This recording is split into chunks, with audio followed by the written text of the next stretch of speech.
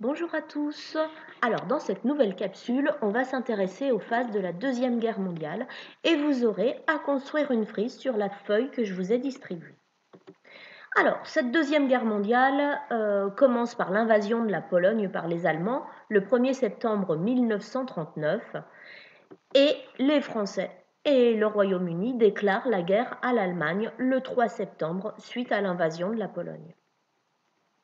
Cette Pologne est rapidement écrasée par une guerre éclair menée par les Allemands. Et ceci fait, les Allemands se concentrent sur le front ouest. Le Danemark et la Norvège en avril 1940, les Pays-Bas, la Belgique, le Luxembourg et la France qui sont des faits de mai à juin 1940. C'est-à-dire qu'en quelques semaines, Hitler contrôle tout l'ouest de l'Europe. C'est le principe de la guerre éclair, la Blitzkrieg en allemand. Puis Hitler tente de faire plier le Royaume-Uni en bombardant les villes, mais sans succès. Seuls les Anglais lui résistent. Pour le reste, le sort de l'Ouest est entièrement réglé. La guerre s'est propagée aussi dans les Balkans et en Afrique du Nord. Et donc, il ne reste à Hitler qu'à se tourner vers l'Est, vers son ennemi. Bien que le pacte germano-soviétique ait été signé, on sait tous qu'il va finalement un jour ou l'autre affronter Staline. Désormais, le champ est libre, l'Ouest étant soumis, il ne lui reste plus qu'à se tourner vers son ennemi.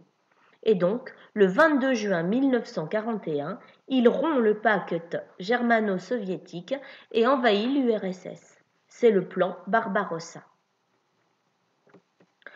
Donc, vous voyez ici, résumé, l'ensemble de cette première partie de la guerre. Donc, les victoires de l'Axe, victoires incontestables, jusqu'à l'invasion de l'URSS en juin 1941.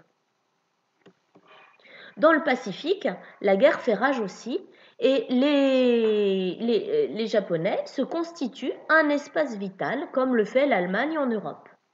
Et donc l'aviation japonaise attaque par surprise la base américaine de Pearl Harbor le 7 décembre 1941. Les Américains sont complètement choqués, abasourdis et abattus par cette attaque surprise. Et cela provoque l'entrée en guerre des États-Unis. Alors, le conflit devient mondial. Donc, les États-Unis sont entrés en guerre et désormais, on va compter les forces de l'Axe, Allemagne, Italie, Japon, contre les alliés, États-Unis, Royaume-Uni, URSS. L'année 1942 est extrêmement importante puisqu'on voit sur ces cartes que le conflit s'est généralisé à tous les espaces du monde. L'Europe, bien sûr, mais aussi l'Afrique, l'Asie, et puis les océans, et bien sûr l'entrée en guerre des États-Unis dont on vient de parler. Mais 1942 va marquer aussi un tournant de la guerre, puisque sur le front russe, l'armée allemande est encerclée par les soviétiques et finalement, en février 1943, va être obligée de capituler.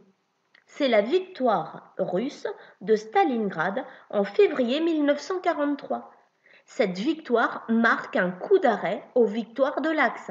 C'est la première fois que la Wehrmacht est battue, donc la Wehrmacht n'est pas invulnérable. Psychologiquement, c'est une bataille décisive pour les Alliés. C'est la première défaite allemande.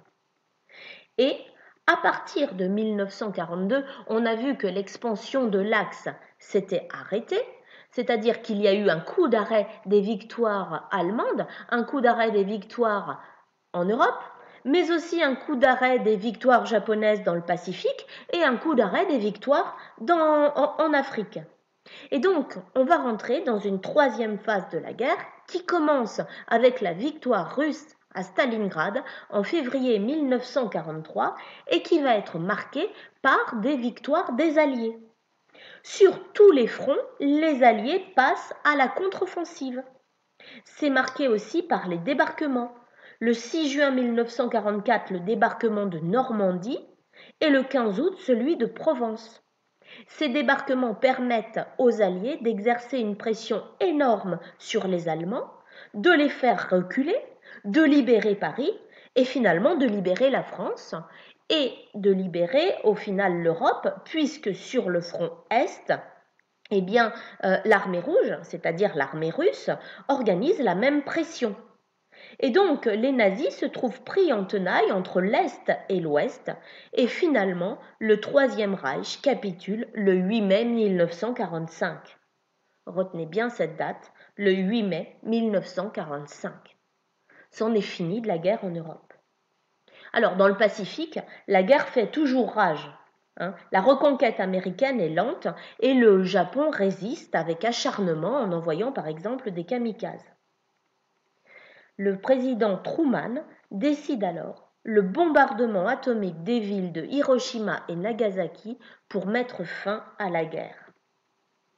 Face à la puissance de cette nouvelle arme, le Japon capitule le 2 septembre 1945.